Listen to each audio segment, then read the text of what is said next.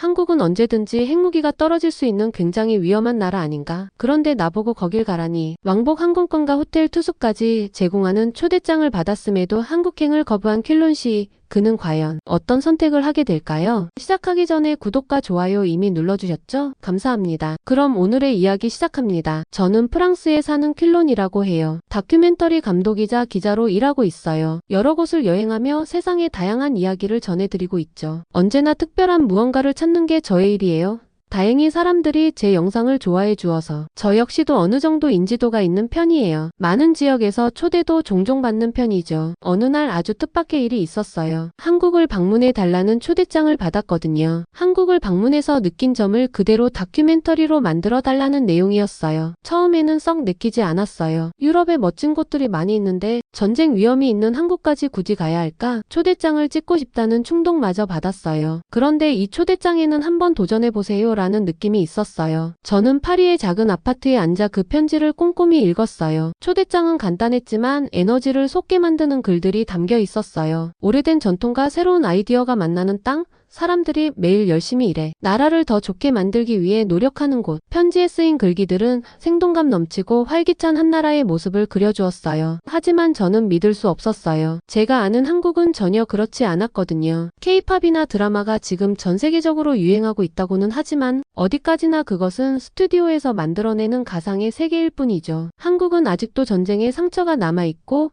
군사적 긴장 상태를 유지하고 있어요. 솔직히 언제든지 핵무기가 떨어질 수 있는 굉장히 위험한 나라죠. 그러다 보니 사회적으로 보수적일 수밖에 없고 자유로운 사고보다는 전통을 고수하려는 경향이 매우 강한 민족으로 알고 있어요. 그래서 한국으로의 초대장은 서류 더미 안에 들어가게 되었어요. 며칠 뒤 우연히 파리에서 세련된 차림의 한국 관광객들을 보게 되었어요. 평소에 흔하게 보던 한국 관광객들이 이번에는 왠지 남다르게 느껴지더군요. 한국행 초대장이 다시 떠올랐어요. 한국이 내가 생각했던 것과 다른가? K-팝이나 드라마뿐만 아니라 더 많은 매력이 있을 수도 있을까? 초대장을 읽기에 직접 가서 확인해보는 것도 나쁘지 않겠다는 생각이 들었어요. 조금 긴장되긴 했지만 저는 초대장을 받아들이기로 결정했어요. 세련된 차림의 한국 관광객이 왠지 모르게 저를 이끈 것 같아요. 갑자기 한국을 배우고 이해하고 싶어졌어요.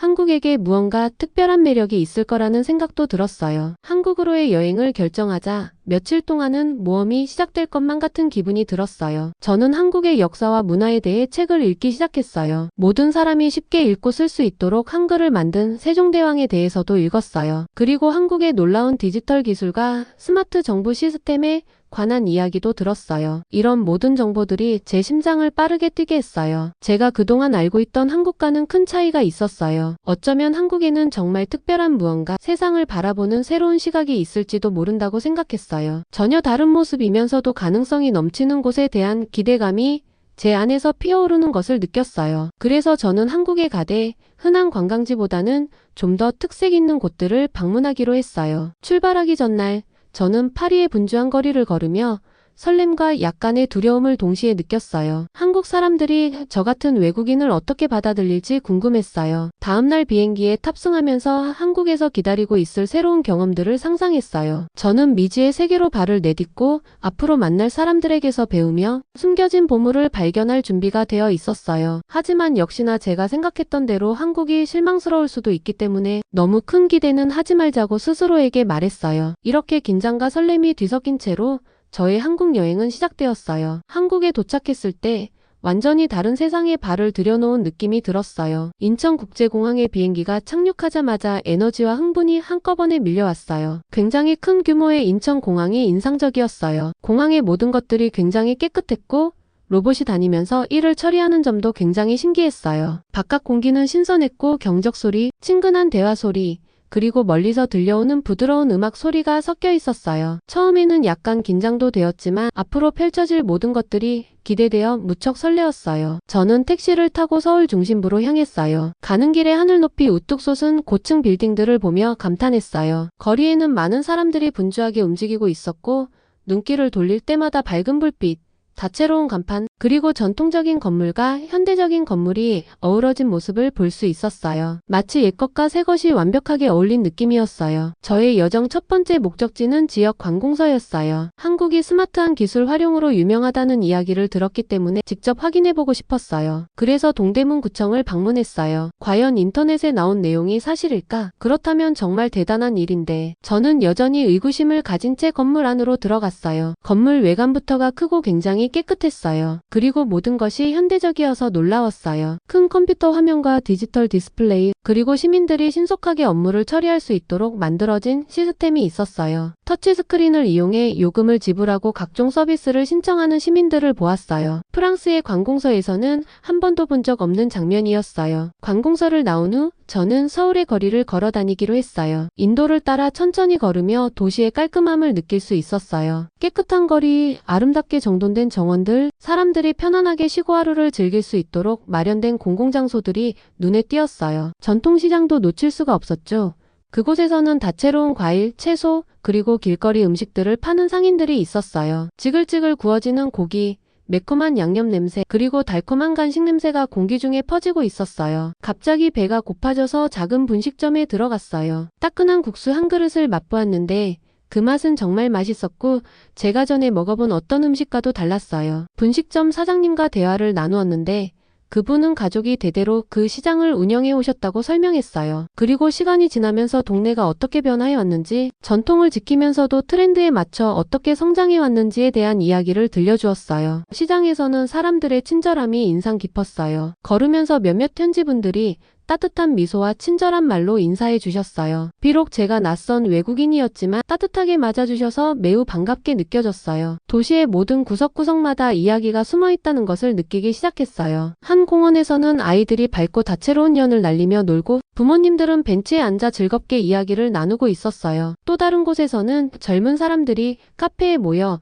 웃음과 음악이 가득한 분위기 속에서 시간을 보내고 있었어요. 여러 어르신들이 바깥에 앉아 체스와 비슷한 게임을 하며 이야기를 나누는 모습도 보았어요. 이 모든 장면들은 한국의 삶이 현대적일 뿐만 아니라 공동체와 역사가 깊게 연결되어 있음을 보여주었어요. 처음 도착했을 때 약간 의심스러웠던 마음은 금세 사라졌어요. 한국은 놀라움으로 가득한 땅이라는 것을 점점 깨닫게 되었어요. 이 나라는 에너지와 창의력으로 넘쳐났고 사람들은 자국의 전통을 자랑스럽게 여기면서도 미래를 향해 열정적으로 나아가고 있었어요. 전통과 기술이 어우러진 모습을 보며 처음에 느꼈던 저의 한국에 대한 편견이 녹아내리는 것을 느꼈어요. 이 놀라운 땅의 풍부한 문화와 역사를 더 깊이 탐구해보기로 했어요. K-팝과 드라마에 대해 많은 이야기를 들었지만 저는 도시의 화려한 불빛 너머의 것들을 보고 싶었어요. 한국을 진정 특별하게 만드는 숨겨진 보물들을 발견하고 싶었거든요. 어느 화창한 아침, 저는 서울에 있는 전통 박물관을 방문했어요. 그 박물관은 작고 조용했고 창문을 통해 부드러운 빛이 스며들고 있었어요. 내부에는 한국의 옛 이야기를 전해주는 많은 오래된 유물들, 그림들, 그리고 고대 의상들이 전시되어 있었어요. 저는 전시물을 천천히 걸으며 각 작품 옆에 적힌 간단하고 명확한 설명을 읽었어요. 각각의 전시물들은 옛 시절의 비밀을 속삭이는 것 같았어요. 저는 전통축제, 고대 공예, 그리고 한때 사람들이 자연과 공동체를 얼마나 존중하며 살았는지에 대해 배웠어요. 그러던 중 한 전시가 제 눈길을 사로잡았어요. 바로 한글을 만든 위대한 세종대왕에게 헌정된 전시였어요. 전시실은 대왕의 이미지들로 가득 차 있었고 방문객들이 직접 한글을 써볼 수 있는 인터랙티브 스크린도 있었어요. 저는 그곳에서 오랫동안 머물면서 세종대왕이 모든 사람들이 쉽게 읽고 쓸 수 있도록 한글을 만든 놀라운 업적에 감탄했어요. 프랑스에서는 복잡한 문자 체계 때문에 언어를 배우기가 얼마나 어려웠는지 기억이 났어요. 한글은 간단한 모양과 논리적인 디자인 덕분에 신선한 변화로 다가왔어요. 저도 몇 마디를 써보면서 수세기 동안 이 한글을 사용해 온 많은 사람들과 연결된 느낌을 받았어요. 박물관을 나온 후 저는 근처의 예술지구로 발걸음을 옮겼어요. 그곳에는 옛 전통과 현대적 아이디어가 어우러진 생생한 벽화와 조각들이 가득했어요. 저는 벽에 거대한 벽화를 그리는 젊은 예술가 그룹을 보려고 멈춰섰어요. 그들의 분놀림은 빠르게 움직이며 산, 전통가옥, 그리고 빛나는 픽셀 같은 디지털 요소들을 만들어내고 있었어요. 저는 그중 젊은 여성 은지 씨와 대화를 나누게 되었어요. 은지 씨는 한국에서는 예술이 단순히 박물관을 위한 것이 아니라 일상의 살아있는 부분이라고 설명했어요. 저희는 과거와 현재를 섞어 새로운 것을 창조해요. 이것이 저희가 역사를 기리고 미래를 향해 나아가는 방법이에요. 이 말은 제가 계속해서 한국을 탐험하는 동안 제 마음속에 깊이 남았어요. 그날 오후 늦게 저는 지역 커뮤니티 센터를 방문했어요. 모든 연령대의 사람들이 모여 새로운 기술을 배울 수 있는 곳이라고 들었기 때문이에요. 그곳에서는 컴퓨터와 태블릿을 사용하여 어르신과 어린이들이 함께 공부하고 이야기를 나누고 있는 모습을 볼 수 있었어요. 박이라는 성을 가진 한 50대의 남성은 작은 디지털 사진 강의를 진행하며 컴퓨터로 사진을 찍고 편집하는 방법을 차분하게 설명해 주었어요. 그 모습을 보면서 저는 한국에서 배움은 절대 멈추지 않는다는 생각을 하게 되었어요. 젊은이든 나이 드신 분이든 모두가 계속해서 성장하고 새로운 아이디어를 탐구하도록 격려받고 있었어요. 이 교육에 대한 열정은 제가 유럽에서 보았던 것과 유사했지만 여기서는 현대기술과 아주 특별하게 어우러져 있었어요. 저는 하루 종일 숨겨진 보물들을 발견하며 시간을 보냈어요. 저는 현대적인 외면 아래의 한국이 과거를 소중히 여기면서도 과감하게 미래로 나아가는 나라라는 것을 깨달았어요. 세종대왕의 이야기, 거리 예술가들의 창의적인 에너지, 그리고 평범한 선생님과 어르신들의 헌신이 모두 전통과 혁신이 아름답게 어우러진 하나의 큰 그림을 만들어 주었어요. 해가 지기 시작할 무렵 저는 한국의 문화에 깊은 애정을 느끼게 되었어요. 한국은 단순히 팝문화와 드라마로 유명한 곳이 아니라 모든 구석구석마다 배울 점이 있고 모든 얼굴마다 이야기가 있으며 모든 순간마다 새로운 것을 배울 기회가 있는 땅이라는 것을 이해했어요. 이 놀라운 나라가 앞으로 어떤 보물을 더 숨기고 있을지 기대하며 집으로 돌아갔어요. 바쁜 도심을 떠나 서울에서 떨어져 있는 경기도의 작은 마을을 방문하기로 했어요. 저는 평범한 사람들을 만나 그들의 일상을 알고 싶었어요. 저는 항상 한 나라의 진짜 마음은 그 나라의 사람들에게서 찾을 수 있다고 믿거든요. 이번에도 그걸 직접 보고 느껴보고 싶었어요. 그 마을은 평화로웠어요. 좁은 골목과 작은 집들이 늘어서 있었고 공기는 상쾌한 향기로 가득했어요. 주위에서는 자연의 부드러운 소리들이 들렸어요. 저는 이른 아침에 도착해서 농부들이 하루를 준비하는 모습을 보았어요. 신선한 채소들을 작은 수레에 담는 그들의 열심히 일하는 모습이 눈에 띄었어요. 그 장면은 단순하지만 생명력과 헌신으로 가득 차 있었어요. 자연과 함께 일하는 한국 사람들의 따뜻한 인연을 느낄 수 있었어요. 얼마 지나지 않아 저는 마을의 지역 커뮤니티 센터에서 친절하고 다정한 김 선생님을 만나게 되었어요. 김 선생님은 차분한 미소와 밝은 눈빛으로 학생들을 깊이 아끼시는 모습이 인상적이었어요. 선생님은 제게 자신의 교실로 초대했어요. 그곳에는 아이들이 모여 컴퓨터와 태블릿으로 새로운 것을 배우고 있었어요. 김 선생님은 이 마을이 작더라도 교육이 모든 사람에게 매우 중요하다고 설명했어요. 아이들은 배우는 과정에서 설레고 호기심이 넘쳤으며 웃음소리가 교실을 가득 채웠어요. 저는 잠시 그들과 함께 앉아 아이들이 키보드를 두드리며 서로의 생각을 나누는 모습을 지켜보았어요. 이곳에서는 배움이 단순한 의무가 아니라 기쁨이라는 것이 분명했어요. 수업이 끝난 후 김 선생님은 마을을 함께 둘러보자고 제안했어요. 우리는 모든 연령대의 사람들이 책을 읽고 빌려가는 작은 도서관을 방문했어요. 저는 좋아하는 책들에 몰두한 어린 학생들과 뉴스와 아이디어에 대해 이야기를 나누는 어르신들을 보았어요. 도서관은 단순했지만 희망과 지식이 가득 담긴 공간이었어요. 김 선생님은 그 도서관의 모든 책이 마치 보물 상자와 같아서 삶을 바꿀 수 있는 아이디어로 가득 차 있다고 말했어요. 그 말을 들으면서 지식을 나누는 것이 얼마나 중요한지 그리고 교육이 튼튼한 공동체를 만들 수 있다는 사실을 깊이 깨달았어요. 나중에 저는 이 마을에서 작은 IT 회사를 시작한 젊은 창업가 지연 씨를 만나게 되었어요. 지연 씨는 에너지 넘치고 아이디어가 풍부했어요. 지연 씨는 자신의 회사가 사람들이 새로운 기술을 더 빠르게 배울 수 있도록 도와주는 앱을 개발하고 있다고 설명했어요. 그리고 한국을 다른 나라들과 비교하면서 한국에서는 기술에 대한 사랑과 배움에 대한 열정을 결합해요. 마치 과거와 현재를 잇는 다리를 만드는 것 같아요. 라고 자랑스럽게 말했어요. 지연 씨의 열정은 전염될 정도였고 그녀가 모두의 삶을 더 나아지게 하겠다는 꿈을 이야기할 때 눈빛에 불꽃이 타오르는 것을 볼 수 있었어요. 저는 이 지역의 사람들과 함께 식사를 하기도 했어요. 식사는 소박했어요. 밥, 국, 그리고 각각 고유한 맛을 가진 여러 가지 작은 반찬들이었어요. 가족들이 둘러앉은 낮은 나무 탁자에 앉아 그들의 이야기를 들었어요. 물론 저는 그들의 이야기를 정확히 이해할 수는 없었지만 화기애애한 분위기가 너무 마음에 들었어요. 김 선생의 말에 따르면 그들은 자신들이 겪었던 어려움과 언제나 서로 도와주며 함께 극복해 나갔던 공동체의 힘에 대해 이야기를 나누었어요. 그들의 이야기는 희망과 결심으로 가득 차 있었고 작은 마을에서도 단합의 정신이 얼마나 강한지를 보여주었어요. 하루가 저물어갈 무렵 저는 마을의 조용한 거리를 걸었어요. 부드럽게 빛나는 가로등이 길을 밝혀주었고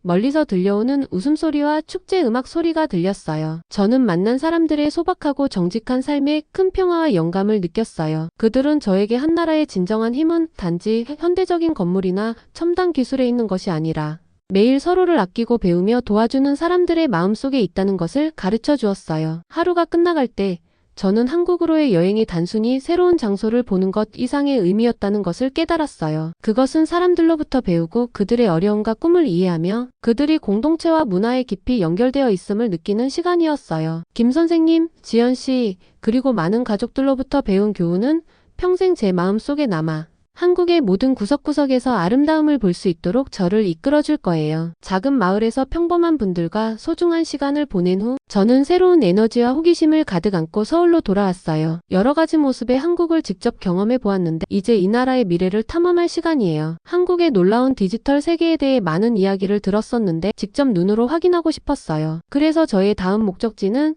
서울의 유명한 기술 스타트업 허브였어요. 현대적인 건물 안으로 들어서자 마치 미래의 한 공간에 들어온 것 같은 기분이 들었어요. 젊은 사람들이 컴퓨터 앞에서 열심히 일하고 그룹으로 모여서 흥미로운 아이디어를 나누고 있었어요. 새로운 기술과 스마트 기기를 만들어서 모든 사람의 생활을 더 편리하게 만들기 위해 모두가 바쁘게 움직이고 있었어요. 젊은 엔지니어 민준 씨가 저를 따뜻하게 맞아주고 작업 공간을 소개해 주었어요. 민준 씨는 한국이 풍부한 역사와 강한 전통뿐만 아니라 디지털 혁신에서도 빠르게 성장하고 있다는 것을 설명해 주었어요. 데이터 지도, 그리고 심지어 도로 교통의 실시간 정보를 보여주는 스크린들을 가리켰어요. 민준 씨는 사람들에게 가장 빠른 길을 안내해주는 앱을 시연하는 모습을 보며 저는 놀라움과 감탄을 금치 못했어요. 민준 씨는 이것은 시작에 불과해요. 저희는 한국을 미래의 모범 국가로 만들고 있어요. 라고 자신감 있는 미소로 말했어요. 스타트업 허브를 구경하는 동안 저는 여러 진행 중인 프로젝트들을 보았어요. 병원에서 도움을 주는 작은 로봇, 아이들이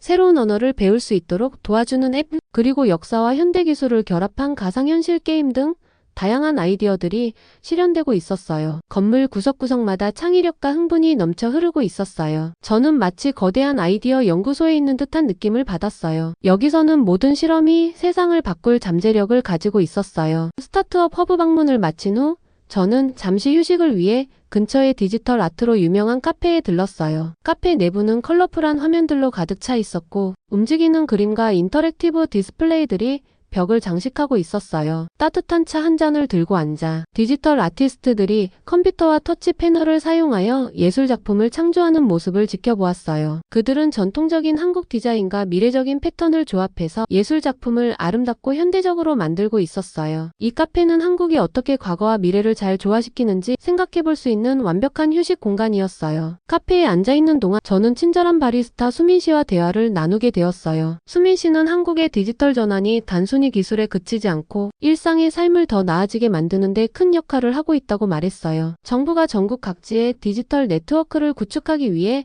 많은 노력을 기울였다고도 설명했어요. 덕분에 사람들은 의료, 교육, 심지어 투표와 같은 중요한 서비스를 온라인으로 이용할 수 있게 되었어요. 저희 디지털 시스템은 젊은 사람들부터 어르신들까지 모두가 더 편안한 삶을 살 수 있도록 도와준답니다. 라는 수민 씨의 말을 들으면서 한국의 기술, 성공이 실제로 사람들의 생활에 큰 변화를 가져오고 있다는 것을 깨달았어요. 그 후 저는 서울 외곽에 있는 스마트 시티 프로젝트를 방문했어요. 그 지역은 현대적인 건물, 푸른 공원, 그리고 혁신적인 교통 시스템이 조화를 이루고 있었어요. 전기버스들이 조용히 거리를 달리고 디지털 광고판이 유익한 정보를 제공하고 있었어요. 저는 근처에 가족과 친구들이 모여있는 공원을 걸어보았는데 자연마저도 기술과 연결되어 있다는 것을 알게 되었어요. 공원에는 식물들에게 물이 필요할 때 알려주는 스마트 센서들이 있었어요. 도시의 모든 부분이 하나로 어우러져 똑똑하고 효율적인 환경을 만들어가는 모습을 보니 참 놀라웠어요. 하루 종일 저는 한국의 미래에 열정을 가진 많은 분들을 만났어요. 그들은 긍정적인 태도와 기술의 힘에 대한 강한 신념을 가지고 있었어요. 한국이 단순히 세상에 뒤처지지 않고 오히려 앞서 나아가고 있다고 설명했어요. 그들의 이야기는 저에게 희망과 설렘을 안겨주었어요. 저는 한국이 혁신과 전통이 손잡고 나아가는 곳임을 깨달았어요. 이 나라는 과거를 존중하면서도 대담하게 미래를 향해 나아가고 있었어요. 저는 프랑스로 돌아가게 되면